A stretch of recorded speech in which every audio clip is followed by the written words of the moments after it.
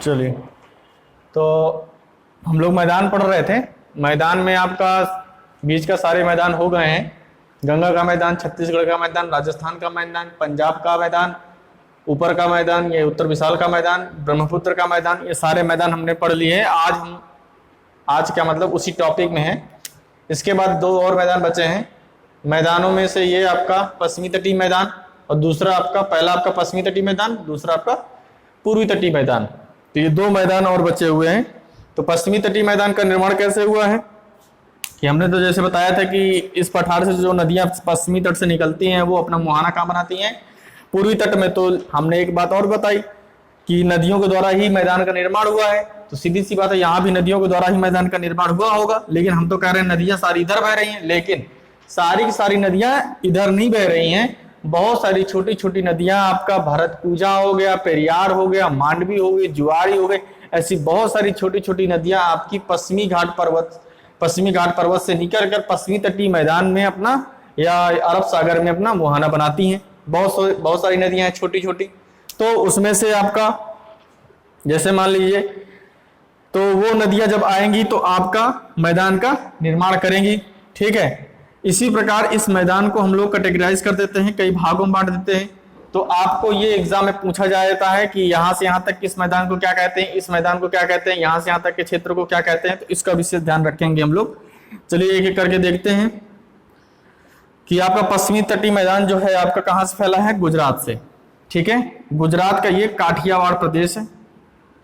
इससे क्या बोलते हैं, ऐसे लिख सकते हैं हम लोग यहाँ पे, काठियावाड़ प्रदेश।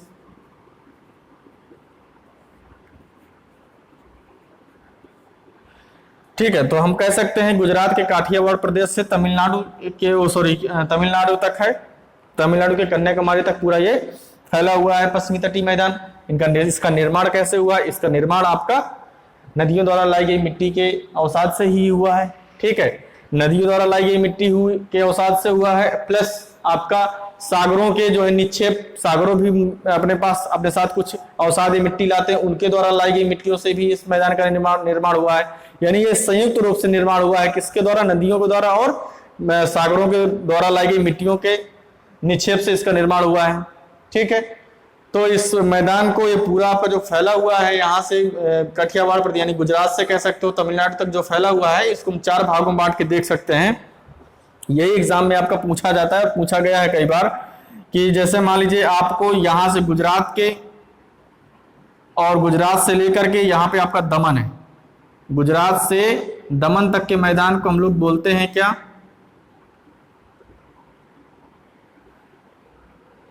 इसके कई नाम हैं। जैसे पहला आपका काठियावाड़ तट हो जाता है, काठियावाड़। ठीक है, काठियावाड़ तट। इसके बाद में इसका नाम, ये आपका यहाँ के जो जगह है उस नाम से पड़ा, काठियावाड़। फिर इसके बाद दूसरा आपका आ जाता है काकरापार तट, काकरापार तट।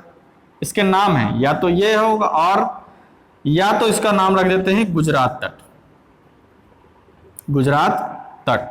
यानी कहां से, यहां से लेके यहां तक, यानी ये गुजरात है, गुजरात से लेके दमन तक की ये आपका दमन है। ठीक है, तो ये गुजरात से लेके दमन तक के मैदान को हम लोगों ने क्या बोल दिया, काठियावाड़ प्रदेश या काठियावाड़ तट या काकरापार तट या गुजरात तट। तीन प्रदेशों में से कोई भी एक प्रदेश आप याद रखेंगे। और मैक्सिमम आपका काकरापार तट ही पूछा जाता है कि काकरापार तट आपको ऑप्शन मिल जाएगा। ठीक है, जब आप दमन से आगे बढ़ेंगे तो आपका फिर आ जाता है गोवा। ठीक है, तो दमन से गोवा तक के मैदान को ये आपका गोवा हो जाता है। इस बीच का जो क्षेत्र है, इस मैदान को क्या बोलते हैं, इस मैदान को हम लोग को बोलते हैं कोंकण तट। इसको क्या बोलते हैं, कोंकण तट। और फिर इसके बाद में हम नीचे से, गोवा के नीचे आपका कर्नाटक आ जाता है। कर्नाटक में एक जिला मंगलौर है। ठीक है, कर्नाटक में ये आपका मंगलौर है। तो गोवा से कर्नाटक के मंगलौर जिले तक के क्षेत्र को क्या बोलते हैं, ये आपका इसको बोलते हैं कन्नड़ तट, कन्नड़ तट, ठीक है। और मंगलौर से लेकर कन्याकुमारी तट के क्षेत्र को क्या बोलते हैं, इस बीच को यानी इस क्षेत्र को हम लोग बोलते हैं मालाबार तट। और यही मालाबार तट सबसे इंपॉर्टेंट भी है। यही पूछा जाता है कि मंगलौर से लेकर के यानी मालाबार तट कहां से कहां तक फैला है, तो मंगलौर से लेकर के कन्याकुमारी तक, कर्नाटक के मंगलौर जिला से लेकर कन्याकुमारी तक पूरा मैदान ये फैला हुआ है। और भारत का जो मानसून आपका 1 जून को प्रवेश करता है वो आपका कहां से प्रवेश करता है, इसी मालाबार तट से ही, मालाबार तट से ही आपका भारतीय मानसून पश्चिमी जो है मानसून आपका यहीं से आपका उत्तर पश्चिमी दक्षिण पश्चिमी मानसून आपका यहीं से प्रवेश करता है, ठीक है। तो ये आपके एग्जाम में जो पूछा जाएगा तो ये आपके तट पूछे जाएंगे कि दमन से लेकर गोवा तक के तट को क्या बोलते हैं, तो आप बोलेंगे कोंकण तट, कन्नड़ तट, गोवा से मंगलौर के बीच में, मंगलौर से आप गोवा से मंगलौर के बीच में आपका कन्नड़ तट, मंगलौर से पूरा कन्याकुमारी के बीच में ये आपका कन्याकुमारी है, कन्याकुमारी। तो यहां तक के क्षेत्र को क्या बोल दिए हम लोगों ने, मालाबार तट, ठीक है। अब देखिए इसकी अधिकतम चौड़ाई पूछ लेता है कभी कभी कि सबसे ज्यादा इस मैदान, दरअसल क्या है ये मैदान ऐसा तो नहीं कि बहुत ज्यादा चौड़ा है, बहुत ज्यादा चौड़ा नहीं है, लेकिन कुछ जगह कुछ विशेष क्षेत्र हैं जहां पर ये इस मैदान की चौड़ाई ज्यादा है। जैसे नर्मदा और तापी मुहाना अपना बनाती है कहां पे, इस जगह खंभात की खाड़ी में, यहाँ पे आके अपना मुहाना बनाती हैं। यहीं पे जो मुहाना बनाती हैं तो यहाँ पे जो मैदान ये विस्तृत है, यानी नर्मदा तापी के मुहाने के पास जो मैदान है, इसी मैदान, यही मैदान सबसे आपका पश्चिमी तटीय मैदान में से सबसे चौड़ा मैदान है। यानी ये इस क्षेत्र पे सबसे चौड़ाई है इस मैदान की, पूरे पश्चिमी तटीय मैदान की सबसे अधिकतम चौड़ाई पूछी जाती है किस क्षेत्र में है, नर्मदा और तापी के, जहां पे मुहाना बनाती है, ठीक है। तो जहां पे मुहाना बनाती हैं सबसे ज्यादा चौड़ाई कितने किलोमीटर है, 80 किलोमीटर चौड़ा है। 80 याद रखेंगे, 80 किलोमीटर चौड़ा। चौड़ा का मतलब आप इधर जाएंगे, इधर ऐसे नहीं चले जाएंगे, यानी गोवा से कर्नाटक, गोवा से कन्याकुमारी तक वाले उसमें नहीं, सॉरी गुजरात से कन्याकुमारी वाले में नहीं, अरब सागर की तरफ। चौड़ाई का मतलब ये वाला क्षेत्र ऐसे, यानी ये चौड़ा है, ठीक है, 80 किलोमीटर चौड़ा है। एक बात इसमें और है पश्चिमी घाट पर्वत, पश्चिमी घाट मैदान में, कि मालाबार तट में बहुत सारी लैगून झीलें पाई जाती हैं। लैगून झीलें में अब क्या होता है ये भी हम थोड़ा सा जान लेते हैं, ठीक है। लैगून झीलें वो होती हैं, जैसे एक मिनट बताते हैं आपका,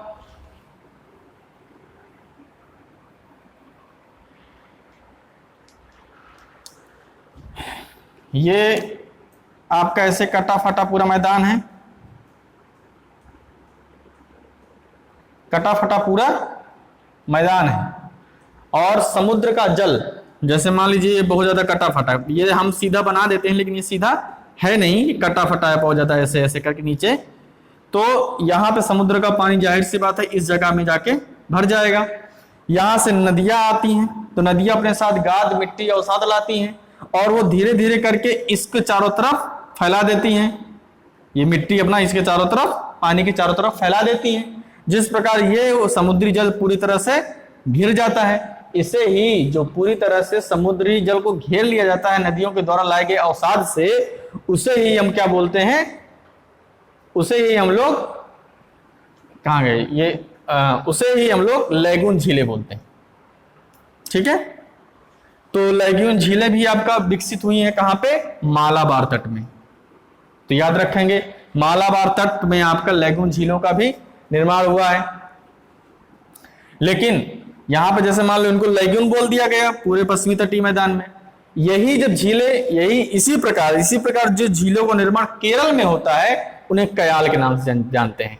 यानी इसी तरीका यही है कि नदियों द्वारा लाए गए अवसाद को, उन जो है जो पश्च जल है उसको घेर लिया जाता है, उसे ही हम लोग झील कहते हैं, लैगून झील कहते हैं। लेकिन इसी झील को केरल में हम लोग कयाल कहते हैं। जैसे केरल में वेम्बनाड झील है तो हम लोग क्या बोलेंगे, ये लैगून झील है, लेकिन केरल में उसको क्या बोलते हैं, कयाल। अस्थामुड़ी झील ये उसी प्रकार की लैगून झीलों में से है, ठीक है। एस्चुरी का निर्माण करती हैं। ठीक है, तो जो आपका पश्चिमी घाट पर्वत से जितनी भी नदियां निकलती हैं, तो हमने कहा था कि नदियां डेल्टा कैसे बनाती हैं और एस्चुरी कैसे बनाती हैं, ये हम थोड़ा सा देख लेते हैं। एस्चुरी का मतलब होता है ज्वार नद मुख, इसका हिंदी अर्थ होता है ज्वार नद मुख। ठीक है, ज्वार नद मुख है। ठीक है, तो इसका मतलब क्या होता है देख लेते हैं। ये कहना चाह रहा है कि आपका एस्चुरी और डेल्टा दो प्रकार, जैसे मान लीजिए जो नदियां जाती हैं जब मैदानों में प्रवेश करती हैं तो दो तरीके की आकृतियां बनाती हैं, एक एस्चुरी का निर्माण करती हैं, एक आपका डेल्टा का निर्माण करती हैं।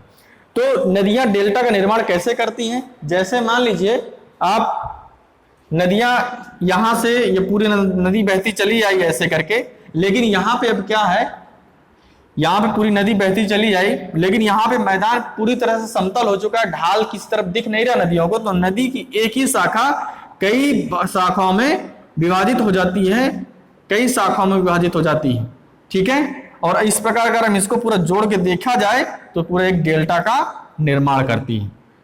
तो वो ही नदियां जो समतल मैदान में प्रवेश करती है और कई शाखाओं में बंट जाती है, वो एक डेल्टा का निर्माण करती है। लेकिन अगर मैदान समतल नहीं उसको मिलेगा, मैदान ढाल पूरा ढाल वाला मिलेगा, तो वो डेल्टा का निर्माण नहीं कर पाएगी। डेल्टा का निर्माण तभी हो पाएगा जब नदियां कई शाखाओं में बढ़ जाती है, एक नदियां कई शाखाओं में बढ़ जाएगी, तो वहां पे डेल्टा का निर्माण होगा। अब यहां पे हमने क्या बता दिया, खड़े कगार के रूप में, तो यहां पे डेल्टा का निर्माण कैसे होगा, यहां पे डेल्टा का निर्माण हो ही नहीं सकता, क्योंकि ये नदियों का फोर्स बहुत ज्यादा है, बहुत तेजी से नीचे अपने समुद्र में, अरब सागर में अपना जल गिराती है, तो यहाँ पे किसी प्रकार का डेल्टा निर्माण नहीं होगा। तो ये एस्चुरी का निर्माण करती हैं। ठीक है, एस्चुरी का मतलब ऐसे कट के सीधे समुद्र में चली जाती हैं, इतना फोर्स है, मतलब इतनी पावर है इनमें। ठीक है, जैसे जो एस्चुरी का निर्माण करती हैं, मांडवी और जुआरी, ये आपकी गोवा की नदियां हैं, गोवा से निकलने वाली नदियां हैं मांडवी और जुआरी।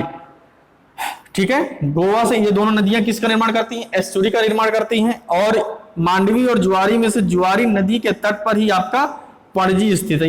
ये चीजें याद रखनी होंगी, क्योंकि ये एग्जाम बहुत ज्यादा पूछे जाते हैं कि पणजी आपकी गोवा की राजधानी है, पणजी आपकी राजधानी किस नदी के किनारे स्थित है। चार ऑप्शन दे देगा, जुआरी, मांडवी और भी दे देगा उसी में। ठीक है, शरावती करके दे देगा। तो ये नदी जो है आपको याद रखनी पड़ेगी कि इसमें पणजी आपके कहां पे स्थित है, जुआरी पे। ठीक है, इसके बाद में उसमें दूसरी आपका एस्चुरी का निर्माण करने वाली नदी कौन सी है, शरावती नदी। शरावती आप कर्नाटक में बहती है। ठीक है, शरावती आपके कहां पे है, कर्नाटक में।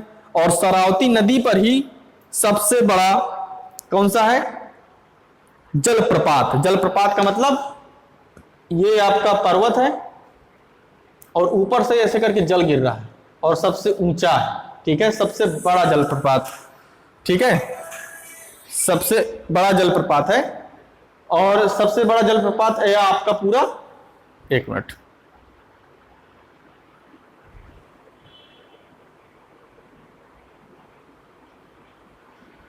ठीक है, तो सबसे बड़ा जलप्रपात है कौन सा, गरसोप्पा जलप्रपात। तो ये कहां पे स्थित है, शरावती नदी में। और शरावती नदी आपका एस्चुरी का निर्माण भी करती है। तीसरी आपकी भरतपुझा है। ठीक है, भरतपुझा है। इसके बाद में पेरियार है। ठीक है, ये सारी नदियां हैं आपकी कहां पे, केरल में। तो भरतपुझा उनमें से क्या करती है, आपका एस्चुरी का निर्माण करती है। तो ये आपका पूरा पश्चिमी तटीय मैदान के बारे में जानकारी। इसके बाद में पूर्वी तटीय मैदान का आपका देखा जाए, पूर्वी तटीय मैदान आपका, इसका विस्तार कहां से कहां तक है, इसका विस्तार आपका स्वर्णरेखा नदी, ठीक है, से कहां तक है, कन्याकुमारी तक। ठीक है, यानी स्वर्णरेखा नदी आपका कहां से निकलती है, छोटा नागपुर के पठार से स्वर्णरेखा निकलती है। ठीक, स्वर्णरेखा नदी निकल के आपका मुहाना कहां बनाती है, ये आपका पश्चिम बंगाल के बिल्कुल बगल से। ठीक है, तो स्वर्णरेखा नदी यानी यहां से लेकर के यहां तक के मैदान को हम लोग क्या बोलते हैं, पूर्वी तटीय मैदान।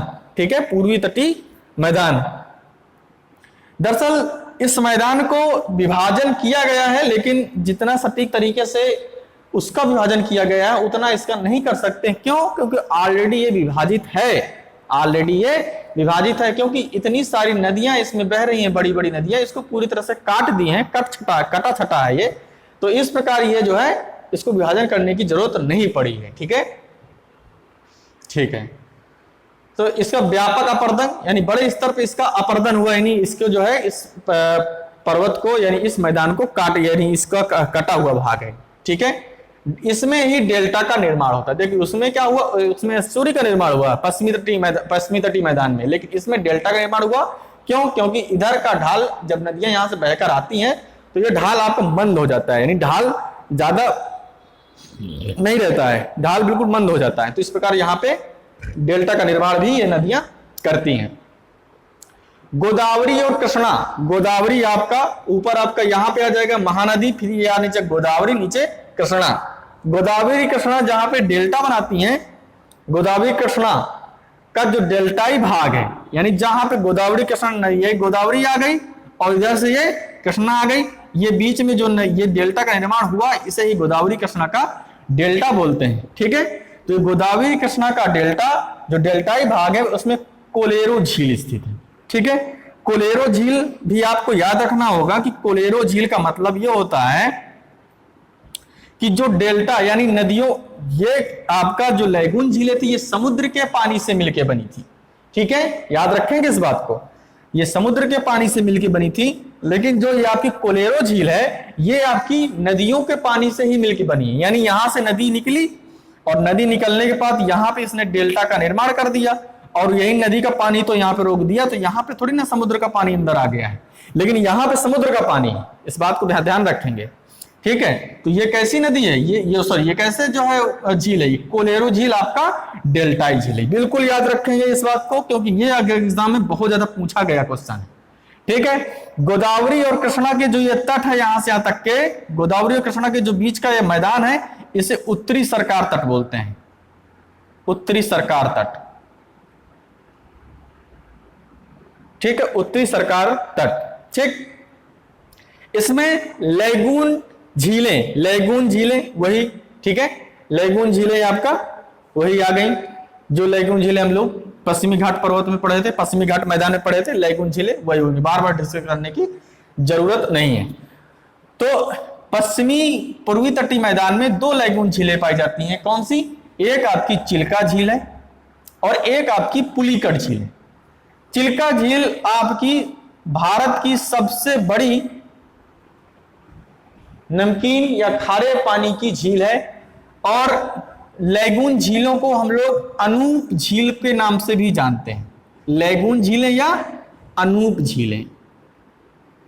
ठीक है, लैगून झीलें भी बोलते हैं या अनूप भी, अब आपको लिख दिया जाएगा एग्जाम में अनूप झीलें, तो परेशान नहीं होना। तो लैगून झीलों में सबसे बड़ी लैगून झील अगर देखी जाए, भारत की सबसे बड़ी लैगून झील तो कौन सी हो जाएगी? चिल्का, जिसका एरिया कितना है?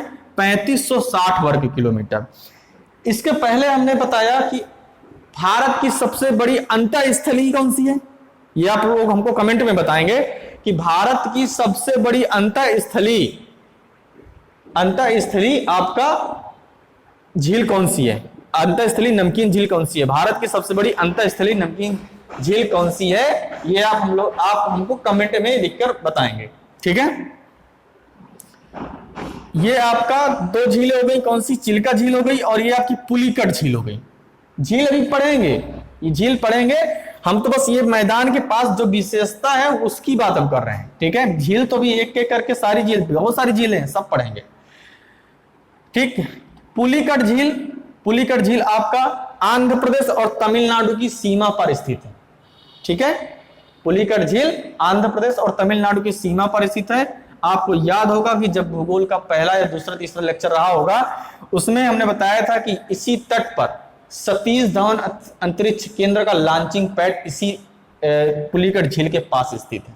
ठीक है, तो ये आपका पश्चिमी तटीय मैदान, ये आपका पूर्वी तटीय मैदान, जितने इंपॉर्टेंट फैक्ट हो सकते थे, जितने इससे एग्जाम में क्वेश्चन पूछे जा सकते थे, सारे के सारे हमने इस पे कर दिए हैं। और वीडियो छोटा रहता है, आप लोग पूरा देखा करिए और अच्छा बनाने की कोशिश करते हैं। ठीक है, आप लोग पूरा देखें, थोड़ा शेयर भी कर दिया करिए, नहीं तो ऐसे में फिर हम मेहनत भी करें और शेयर भी नहीं होता, थोड़ा सा मनोबल डाउन भी होता है ना। तो प्लीज इस बात को थोड़ा ध्यान रखें। ठीक है, आगे की क्लास फिर कल देखते हैं।